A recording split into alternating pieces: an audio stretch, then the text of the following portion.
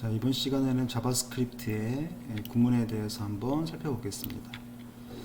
자, 구문이라는 거는 이제 규칙의 집합이라고 되어 있죠.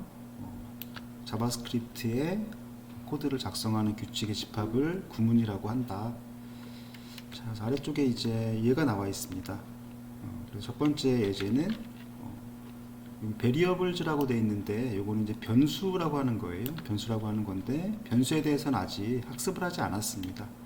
변수는 이쪽에 이제 다음 내용에 나와 있었죠. 어쨌든 간에 변수를 create 생성하는 건 어떻게 하는가. 변수를 생성하기 위해서는 우리 지난번에 키워드라는 걸 배웠죠. 자바스크립트가 이미 이해약을 해놓은 단어들이 있다. 그래서 여기 var이라고 되어 있는 키워드하고 그 다음에 let이라고 하는 키워드를 이용해서 변수를 만들 수 있다는 거예요. 여기서의 변수는 그러면 이제 x와 y가 변수가 되겠죠. 변수를 조금 어렵게 생각할 수도 있는데 일단 먼저 설명을 좀 드리자면은 변수는 데이터를 저장할 공간이라고 생각하시면 됩니다. 우리가 메모리라는 곳에 데이터를 저장하기 위해서 공간이 필요하겠죠. 그러면 그 위치를 우리가 어디에 있는 건지를 알아야 될 거예요. 자, 예를 들어서 냉장고 안에, 자, 냉장고를 한번 그려볼까요? 여기 뭐 냉동실이 있고 냉장실이 있다고 가정을 하면은 이 냉장고 안에는 이제 선반들이 이렇게 있죠. 선반들이 이렇게 있을 거고 여기에다가 우리가 음식들을 저장을 할 거예요. 자, 그러면 여기에 우리가 뭘 갖다 놓냐면은 어떤 통 같은 것들을 이렇게 넣어서 냉장고 안에다가 집어넣게 되겠죠. 그렇죠? 뭐 김치를 담는다. 그럼 김치 자체를 냉장고에 그냥 집어넣지는 않겠죠. 김치를 담을 통을 준비해서 거기에다가 김치를 넣고 그리고 그 김치통을 냉장고에 집어넣겠죠. 그래서 이 김치통에 해당하는 게 변수라고 생각하시면 되고 그 변수에 어떤 값을 넣는다. 자, 예를 들어서 뭐 3이라는 값을 넣는다. 그럼 3이라는 값이 들어있는 변수가 있을 거예요. 공간이. 그렇죠? 그러면 이제 우리가 이 3이라는 값을 이제 꺼내 올 거예요. 냉장고에서 김치를 꺼내 오듯이 이 3이라는 값을 꺼내 오려면 그러면 이 통들이 여러 개가 있을 거죠. 여러 개의 통 중에서 어떤 통이라는 게 필요할 거예요. 김치면 뭐 김치통. 그래서 여기다가 우리가 이제 보통 라벨 같은 걸 붙이죠. 그렇죠? 라벨 같은 걸 붙일 거예요. 자, 여기 라벨을 하나 딱 붙여가지고 김치, 그렇죠? 여기는 뭐 나물 이런 걸 붙이게 되겠죠. 김치통, 나물통. 요거에 해당하는 거를 우리가 변수라고 이해하시면은 좋을 것 같습니다. 자, 그럼 이제 자, var x라고 되어 있는데 자, 메모리 공간이 있어요. 메모리가 이렇게 있고요. 메모리 공간에 어떤 이 x라는 이름, 아까 라벨을 단다 그랬죠. 라벨로 이렇게 x라는 이름의 공간을 하나 만든다라는 거예요. 그리고 var하고 그 다음에 let하고는 동일하게 변수를 생성하는 키워드인데 차이가 조금 있습니다. 당장은 모르셔도 되고요. 다음에 이제 변수에 대해서 학습할 때 조금 더 자세히 살펴보도록 하겠습니다. 자, 어쨌든 이제 x라는 변수와 자, 또 하나 통을 또 이렇게 준비하겠죠. 준비해서 여기 이름을 y라고 한다는 거예요. 얘는 이제 우리가 레이블로 y라고 이렇게 하자라는 거죠. 그렇죠? 자, 그럼 이렇게 생성된 변수에다가 그러면 이 변수를 어떻게 사용하는가라는 게 있죠. 어떻게 사용하는가.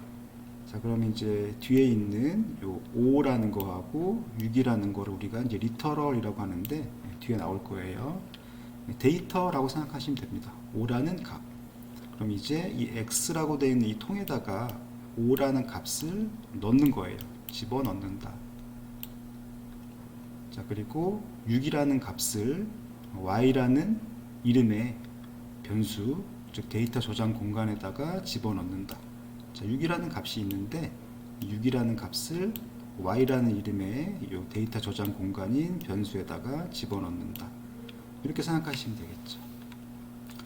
자, 그리고 다음 줄에는 이제 let Z라고 돼 있죠. let Z. 자, 그럼 이제 또 Z라는 이름의 공간이 하나 생긴 거죠. Z라는 이름의 공간이 하나 생겼다. 자, 공간이 하나 생겼고, 자, 여기에다가 X 플러스 Y라고 돼 있죠. 자, 우리가 이제 계산을 할 때는 이 X에 들어있는 값하고 Y에 들어있는 값을 가지고 더하기라는 계산을 하게 돼요. 자, X에 들어있는 값이 5고요. Y에 들어있는 값은 6이 됩니다. 그럼 이 두 개를 더한 결과 11이 되겠죠. 11이라는 값을 이제 Z라는 이름으로 만들어진 변수에다가 공간에다가 이렇게 넣는다. 이렇게 작성을 하게 되는 거죠. 그래서 이제 이렇게 코드를 작성하는데 이런 것들이 이제 규칙이 있다는 거예요. 막 작성하는 게 아니라. 그래서 예를 들면은 위에서는 변수라는 걸 만들려면 이런 키워드를 써야 한다. 그리고 각각의 문장의 끝에는 지난번에 배운 세미콜론을 작성해야 된다. 자, 그리고 변수에다가 어떤 데이터를 넣을 때는 등호기호 이퀄을 이용해서 데이터를 집어넣는다. 뭐 이런 식의 규칙이 있다는 거죠. 그래서 이런 식의 규칙이 있는 그런 문장들을 자바스크립트에서는 이제 구문이라고 한다. 그렇게 정리를 하시면 되겠습니다. 자, 조금 내려와서 자바스크립트의 값이라고 되어 있죠. 자바스크립트의 값. 값에는 두 가지가 있네요. 고정값이라는 거하고 그다음에 변수값이라는 게 있죠. 일단 고정값이라는 거는 이름 그대로 값이 고정이 되어 있는 거예요. 변수값이라는 거는 변한다는 거죠. 이 변자가 한자로 변할 변자예요. 변하는 수가 되겠죠. 그래서 변하지 않는 고정된 값이 있고 변하는 값이 있다. 두 가지가 있다고 생각하시면 되겠습니다. 그래서 고정된 값을 이제 리터럴이라고 부르고요. 변수값을 보통 변수라고 한다. 자, 그래서 밑에는 이제 리터럴에 대한 설명이 나와 있습니다. 자바스크립트의 리터럴. 자, 고정값에 대해서 중요한 건 두 가지가 있는데, 자, 숫자를 작성할 때는 소수 자릿수를 제외한다라고 되어 있는데, 이건 조금 뒤쪽에 가서 좀 보기로 하고요. 두 번째는 문자열은 큰 따옴표나 또는 작은 따옴표로 작성을 한다. 두 가지의 구문 규칙이 있다는 거죠. 그러니까 숫자에는 따옴표를 붙이지 않아요. 여기 양쪽에 10.50이라고 되어 있는 이 숫자 양쪽에는 따옴표가 없죠. 그리고 1001이라고 되어 있는 이 숫자에도 양쪽에 따옴표가 없어요. 그런데 글자인 경우에는 양쪽에 큰 따옴표를 붙이거나 또는 작은 따옴표를 붙인다. 두 가지를 제공하는 게 이제 상황에 따라서 쌍따옴표로 작성하는 게 좋을 경우도 있고요. 또 작은 따옴표인 호따옴표로 작성하는 게 좋은 경우도 있습니다. 자, 이제 위에 있는 숫자 같은 경우 한번 사용을 해보죠. 자, 직접 사용해 보기 버튼을 눌러서 실습 예제를 보도록 하겠습니다. 자, id가 데모인 엘리먼트, 여기 p 엘리먼트죠. p 태그의 안쪽의 내용물에다가 inner html 여기에다가 10.50이라는 값을 넣는다. 자, 10.50이 넣었는데, 자, 앞에 보시면은 여기에 자릿수를 제외한다 그랬죠. 10.50이나 10.5나 같은 값이죠. 그래서 이 끝에 0이 빠지고 여기에 들어간 값은 10.5라는 값이 여기 p 엘리먼트, id가 데모인 p 엘리먼트의 값으로 이렇게 들어오는 거죠. 자, 요 부분을 10.5라고 되어 있는 부분을 제가 마우스로 오른쪽 클릭을 해서 조금 내려가 보시면 맨 밑에 검사라고 있습니다. 검사를 한번 확인해 볼게요. 자, 검사를 확인해서 보시면은 요 부분이 이렇게 나와 있죠. 마우스를 올려 보시면은 요 위치에 마우스를 올려 보시면 이게 해당 HTML 문서에서 어느 영역에 포함되는 건지가 이렇게 하이라이트가 돼서 표현이 됩니다. 즉, 이 영역이 P라는 엘리먼트의 공간이 되는 거예요. 자, 여기다가 안쪽의 내용물 inner HTML로 10.5가 들어가는 것을 확인할 수 있겠죠. 자, 그래서 10.50이라는 값을 집어넣어도 뒤에 있는 0은 무시돼서 10.5라는 값이 들어간다는 것을 알 수가 있겠습니다. 자, 그리고 이제 문자열인 경우, 문자열이라는 거는 이제 글자라고 생각하시면 됩니다. 이 열이라는 거는 여러 개 있다는 거예요. 우리가 열차라고 하죠. 열차. 차량이 여러 개 있는, 묶여져 있는 거를 열차라고 하죠. 이것도 글자 여러 개가 이렇게 늘어서 있죠. 늘어서 있는 거를 우리가 열이라고 해요. 그래서 문자열이라는 거는 문자가 이렇게 쭉 늘어서 있다는 겁니다. 자, 그리고 중간에 있는 요 공백도 공백 문자예요. 하나의 문자입니다. 자, 그래서 여기가 이제 존 도라고 하는 요 부분이 문자열 데이터가 되겠죠. 이 문자열 데이터의 양쪽에는 이렇게 큰 따옴표와 작은 따옴표를 작성한다. 그런데 이거를 혼용해서 사용하면 안 되고요. 큰 따옴표를 사용했으면 왼쪽에 큰 따옴표를 사용했으면 오른쪽에도 큰 따옴표, 왼쪽에 작은 따옴표를 사용했으면 오른쪽에도 작은 따옴표를 사용해야 됩니다. 자, 직접 사용해 보기를 통해서 실습을 해보겠습니다. 자, id가 데모인 엘리먼트 마찬가지로 얘가 되겠죠. 여기에다가 어떤 데이터를 넣을 거냐면 존 도라고 했어요. 존 도라고 하는 요 문자열을 여기서는 헛다운표로 이렇게 감쌌죠. 그렇죠? 자, 이번에 그럼 쌍따옴표로 한번 감싸 보겠습니다.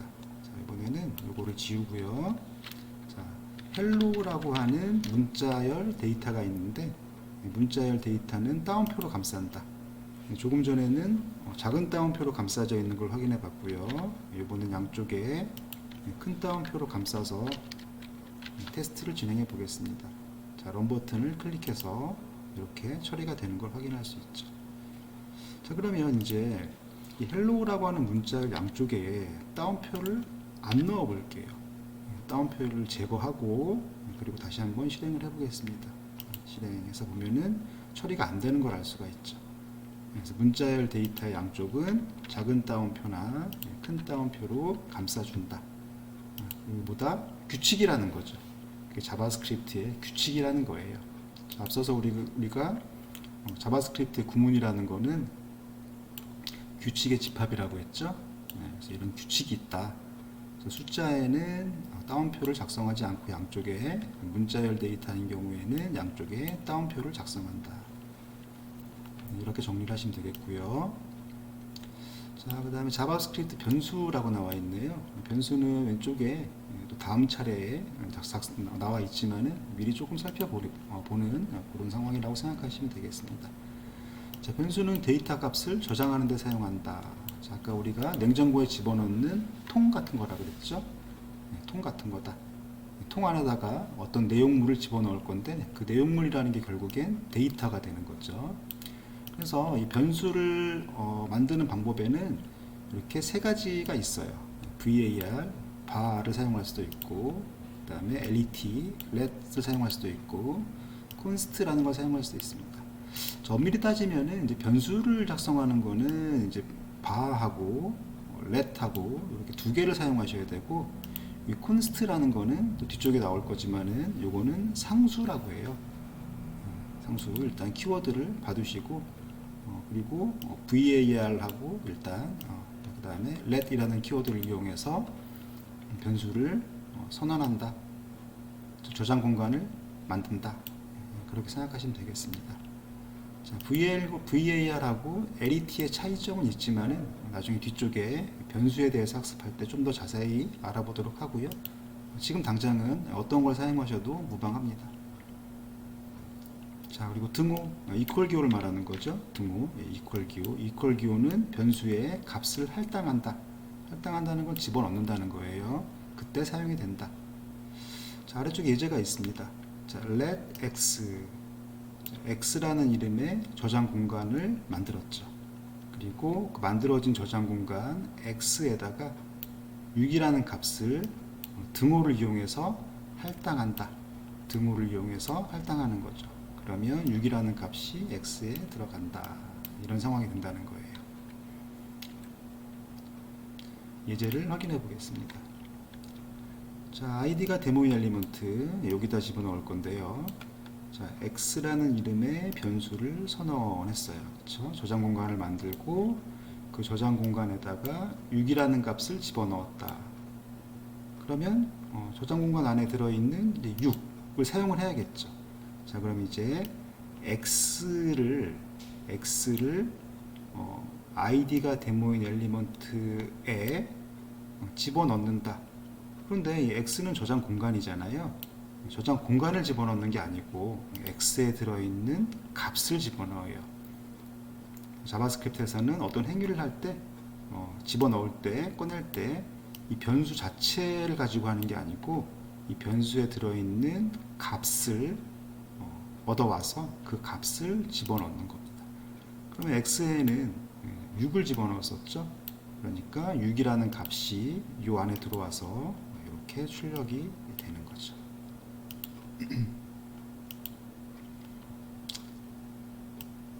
자, 그 다음에 연산자라고 하는 게 있죠. 연산자라고 하는 거는 우리가 뭐 더하기, 그죠?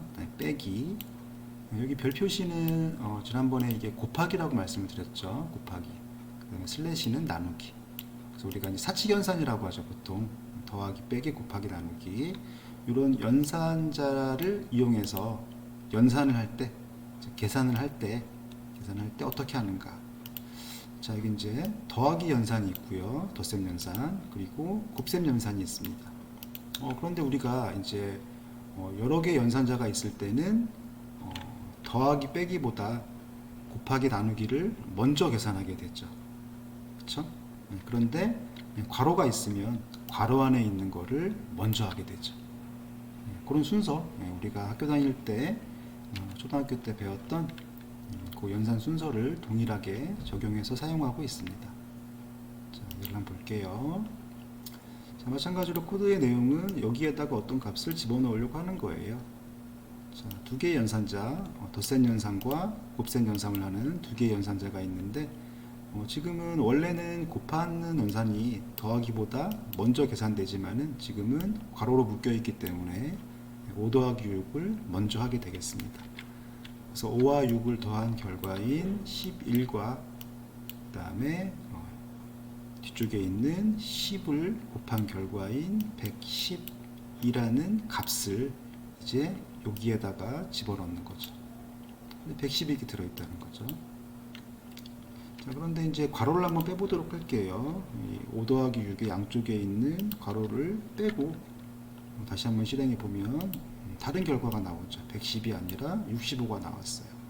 자, 이때는 이제 덧셈과 곱셈 중에서 곱셈을 먼저 하니까 6 곱하기 10을 한 60을 먼저 계산하고 그 다음에 60과 5를 더한 결과인 65를 이 P 엘리먼트, id가 데모인 P 엘리먼트의 안쪽에다가 집어넣어서 이렇게 출력이 되는 겁니다.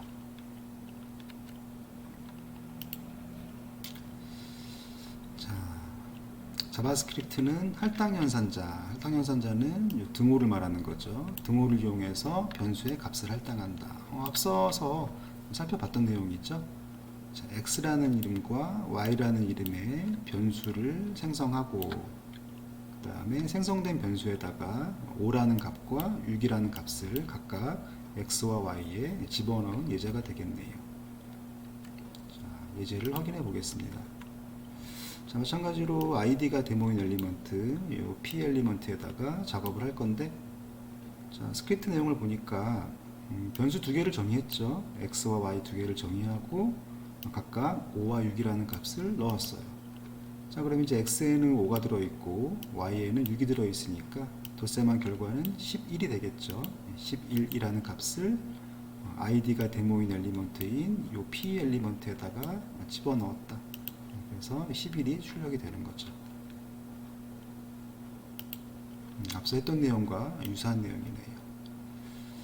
자, 그 다음에 자바스크립트 표현식이라고 나오죠. 이 표현식은 값과 변수와 연산자의 조합이다. 그래서 우리가 앞서 봤던 계산을 하는 것들 있죠. 5 곱하기 10 이런 것들이 이제 우리가 그냥 표현식이라고 한다는 거예요. 그래서 이 이름들을 외울 게 아니고 이 프로그램에서는 실제로 어떻게 계산을 하고 코드가 처리되는가를 조금 더 중점적으로 보시는 게 좋을 것 같습니다. 자, 그래서 이렇게 숫자 데이터, 이걸 앞에서 리터럴이라고 한다 그랬죠. 리터럴 간의 연산을 할 수도 있고 그 다음에 아래쪽의 표현식은 변수와 리터럴의 연산을 할 수도 있는 거죠. 자, 앞에 했던 내용하고 똑같은 내용이니까요. 이거는 넘어가도록 할게요. 자, 그 다음에 조금 이제 낯선 부분이 있을 수 있는데, 여기 더하기라고 되어 있는 이 연산이 있는데, 이 더하기 양쪽에 쌍따옴표로 감싸진, 즉 큰 따옴표로 감싸진 문자열이 이렇게 있어요. 그렇죠? 양쪽에 문자열이 있다. 그렇죠? 자, 문자열에서는 이 덧셈 기호가 더하기라는 연산을 하는 게 아니고, 문자열, 이 덧셈 기호의 양쪽에 있는 문자열을 연결해주는 역할을 해요. 자, 그러면은 요 연산, 이때의 덧셈 연산은 이렇게 되는 거죠. 존이라는 요 데이터와 공백, 이렇게 만들어진 거예요. 이렇게 공백까지 포함해서 이런 데이터가 만들어진 겁니다. 여기 공백이 하나 있는 거예요. 자, 그럼 요거하고 그 다음에 또 플러스 도라는 게 있죠. 자, 그러면 요 상태에서 존 공백과 도를 연결을 하는 거죠. 자, 그러면 존 공백과 도가 이렇게 연결된 새로운 데이터가 만들어지는 겁니다. 자, 결국에는 요 존이라는 거하고 공백하고 도를 연결한 새로운 문자열이, 이런 식의 문자열이 만들어진다는 거예요. 존, 공백, 도, 이렇게 된다는 거죠. 자, 한번 직접 사용해 보기를 통해서 또 확인해 보겠습니다. 자, 마찬가지로 아이디 데모에다가 집어넣을 거예요. 자, 창을 넓히고요. 자, 존하고 그 다음에 공백하고 도라고 되어 있는 요거를 연결해서 새로운 문자열 데이터인 존, 그 다음에 공백, 도, 이런 데이터, 이런 새로운 문자열 데이터가 만들어지고, 즉 연결을 한다 그랬죠. 요거를 집어넣는다. 그래서 화면에서는 이제 이렇게 공백이 연결된 이런 존도라는 데이터가 출력이 되는 거네요. 자, 자바스크립트 키워드에 대해서는 앞에서 한번 살펴봤고요. 여기서는 이제 let이라는 거, 요 키워드에 대한 설명이죠. 앞서 말씀드렸죠. 변수를 만들 때는 let을 사용하거나 var을 사용한다고 했습니다. 자, 그래서 x와 y라는 두 개의 변수를 생성하고, x라는 변수에는 5와 6을 더한 11이라는 값을 넣고, 자, y에는 x와 10을 곱한 값, x에는 뭐가 들어있나요? 아까 5 더하기 6을 한 11이 들어있죠. 그러면 11 곱하기 10을 계산한 값이 y에 들어가는 거죠. 자, 직접 사용해 보기 클릭해서 확인해 보겠습니다. 자, 마찬가지로 이제 스크립트 부분을 보면은 x와 y 두 개의 변수를 만들었고요. 자, x에다가는 5와 6을 더한 11이라는 값, 그쵸? 11이라는 값을 넣을 거고, y에는 x에 11이 들어있었죠. 11과 10을 곱한 값 110이 되겠네요. y에는 110이 들어있을 거예요. 자, 그럼 이 y를 데모에 넣을 건데, y에 아까 110이 들어있었죠. 그래서 여기에 110이 들어있는 이런 출력 결과가 나오겠습니다. 자, 그래서 let을 살펴봤고요. 자, 그 다음에 var도 마찬가지로 변수를 만드는 데 사용한다. 위하고 밑에 코드를 살펴보시면은 여기만 다르죠. 여기는 let이라는 걸 이용해서 만들었고, 여기는 var을 이용해서 만들었네요. 자, 차이점이 있다고 했습니다. 차이점이 있지만은 나중에 여기 변수에 대해서 학습할 때 좀 더 자세히 알아보기로 하고, 일단은 변수를 만들 때는 let이나 var을 이용해서 변수를 만든다. 이 정도만 기억을 해두시면 될 것 같습니다. 자, 그리고 자바스크립트의 주석에 대해서 나와 있죠. 주석은 우리가 이제 코멘트라고 하고요. 코멘트, 우리가 할 말 없으면 노 코멘트 그러죠. 그래서 여기는 할 말이 있다는 거예요. 어떤 할 말이 있다. 코멘트. 그래서 코멘트에 대한 건 또 다음 예제에 나와 있으니까 그것도 살펴볼 건데, 일단 먼저 여기 예제가 나와 있으니까 살펴보면은, 자, 일단 보면은 두 가지가 있어요. 이렇게 더블 슬래시를 두 개 사용하는 방법하고, 그 다음에 슬래시 별, 또 별 슬래시 이렇게 사용하는 방법이 있습니다. 그러니까 요렇게가 하나고 또 요렇게가 한 덩어리가 돼서 두 가지를 사용할 수 있는 거예요. 그럼 어떤 차이가 있는가 한번 봐야겠죠. 자, 먼저 더블 슬래시에 대해서 보겠습니다. 자, 더블 슬래시가 있고 뒤쪽에 어떤 내용이 나와 있어요. 근데 글자가 있는데 여기는 따옴표가 없죠. 데이터가 아니라는 거예요. 문자열인 경우에는 우리가 앞서서 뭐 큰 따옴표나 작은 따옴표로 감싸준다고 했잖아요. 그런데 그런 거 없습니다. 무슨 얘기냐면은 요 주석이라는 건 아까 할 말이 있는 거라고 했잖아요. 코멘트라고. 누구한테 할 말이 있다는 거냐면은 사람한테 할 말이 있다는 거예요. 사람한테. 그러니까 요 뒤에 있는 거는 사람한테 하는 소리니까 컴퓨터 너는 무시해라 이 소리입니다. 그래서 주석은 무시돼서 실행한다는 거예요. 그러니까 x라는 이름의 변수를 만들어서 5라는 값을 넣어라가 되는 거고, 그 다음에 뒤에 있는 거는 무시돼서 실행하지 않는다는 거죠. 그럼 이걸 왜 필요하는가? 실행되지도 않을 거를. 그 이유는 이제 이게 어떤 목적으로 만들어진 코드인지를 여기에 설명을 한다는 거예요. 간단한 메모 같은 거라고 생각할 수 있겠죠. 자, 이런 용도로 주소를 사용할 수 있고, 메모를 할 용도로. 그 다음에 여기 밑에 있는 이 부분을 보면은 여기는 자바스크립트 코드죠. 자바스크립트 코드고 x라는 변수에 6이라는 값을 할당하는 건데, 이 앞쪽에 더블 슬래시를 붙였어요. 자, 그러면은 이제 이 더블 슬래시 뒤에 있는 것들은 다 주석으로 간주가 됩니다. 그러니까 이만큼이 다보다 사람한테 하는 소리다라고 간주가 되는 거예요. 그럼 어때요? 컴퓨터 입장에서는 실행을 하지 않겠죠. 그러니까 x라는 변수에다가 6이라는 값을 넣는 이 행위를, 즉 이 연산을 처리하지 않는다.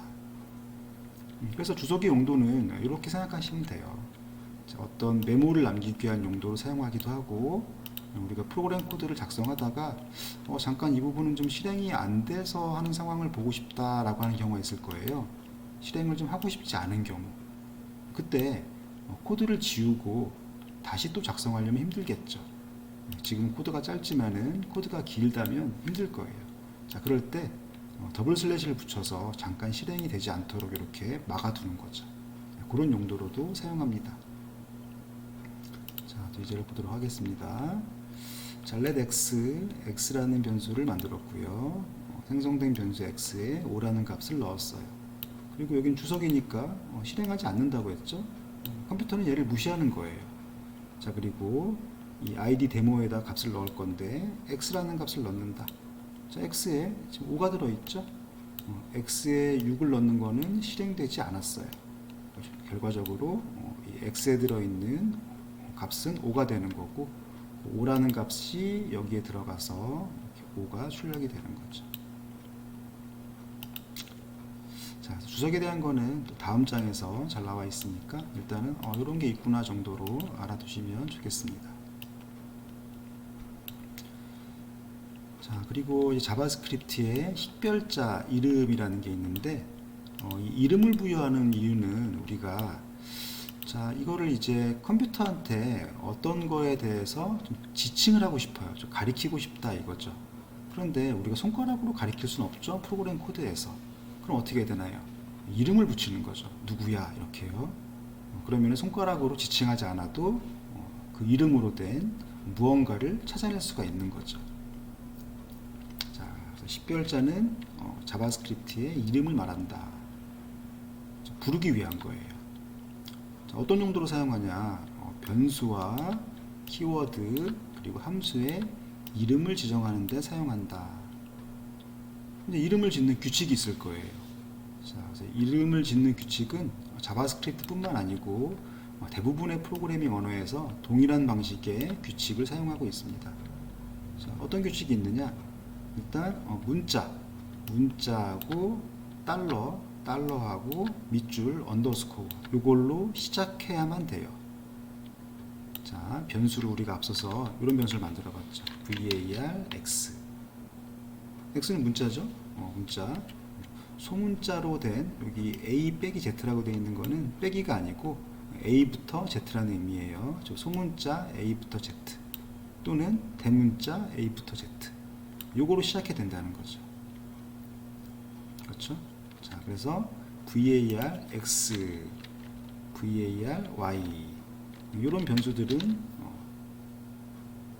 x로 시작하고 y로 시작한 게 되겠죠.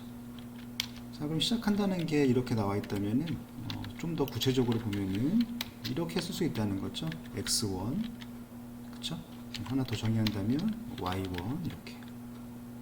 그러면 이제 소문자로 시작하는 그런 변수가 되기 때문에 이거는 올바른 변수의 이름이 되겠습니다. 자, 그 다음에 달러로 시작할 수 있다고 되어 있죠. 이렇게 해도 된다는 거예요. var 달러로 시작하는 달러, 그 다음에 머니 뭐 이런 식의 변수도 사용할 수 있다는 거죠. 자, 그리고 밑줄도 사용할 수 있다고 되어 있죠. 언더스코어 이런 식의 변수도 가능하다. var 언더스코어 뭐라고 할까요? x 이렇게도 사용이 가능하다는 거죠. 또는 언더스코어 y 이렇게도 사용이 가능하다. 자, 그 다음에 후속 문자. 첫 번째 문자는, 첫 번째 시작하는 문자는 이렇게 달러나 언더스코어나 또는 문자. 이때 문자는 영문자를 말해요. 영어로 알파벳 문자. 이렇게 시작을 하고, 그다음 두 번째부터는 문자가 또 와도 되고요. 그 다음에 숫자가 와도 되고요. 밑줄이 와도 되고, 달러가 와도 된다. 두 번째부터는 꼭 문자로 시작하거나, 달러로 시작하거나, 밑줄로 시작하거나 상관없이 숫자도 올 수 있다는 거죠. 자, 그래서 중요 사항이 있는데, 자, 숫자는 이름의 첫 번째 문자로 사용할 수 없다는 거예요. 자, 그러니까 이제 이런 식의 건 안 된다는 거죠. 변수를 만들 때 7, 이건 안 된다는 거예요. 자, 숫자로 했죠. 숫자로 했습니다. 또는 자, var 7, 11 이런 것도 안 되겠죠. 그렇죠? 7, 11 이런 것도 안 될 거예요. 숫자로 시작했기 때문에 안 된다는 거죠. 자, 그리고 자바스크립트는 대소문자를 구분한다. 즉 대문자 A와 소문자 A를 구분한다는 거예요. 대문자 A와 소문자 A를 구분한다. 자, 그래서 여기 보면은 last name이라는 게 있는데 여기는 n자가 대문자로 된 last name이고요. 그 다음에 두 번째 거는 n자가 소문자로 된 last name이에요. 같은 last name이지만 여기는 대문자고 여기는 소문자이기 때문에 이거를 구분한다는 거예요. 즉 다르다는 얘기죠. 그렇죠? 요 변수와 요 변수는 다르다. 자, 그래서 변수 두 개를 정의했죠. let을 이용해서 last name, n자가 소문자인 last name과 n자가 대문자인 last name 두 개를 만들었어요. 그래서 대문자 n인 last name에는 도를 넣었고 소문자 n인 last name에는 피터슨을 넣었죠. 자, 그런데 사용할 수 있지만 이렇게 권장하지는 않습니다. 왜냐하면은 코드를 작성하는 개발자 자신이 헷갈릴 수가 있겠죠. 그렇죠? 자, 일단 사용을 한번 해보도록 하겠습니다. 자, 보시면은 자, 앞서 본 것처럼 소문자 n last name과 대문자 n last name 두 개의 변수를 만들어서 각각 도라는 값과 피터슨이라는 값을 넣었어요. 자, 그런데 id 데모인 엘리먼트에 대문자 n인 last name의 값을 넣었죠. 자, 대문자 n인 last name의 값은 도가 되겠죠. 출력에 도가 된 거예요. 즉 구분을 한다는 거죠. 대문자와 소문자를 구분한다.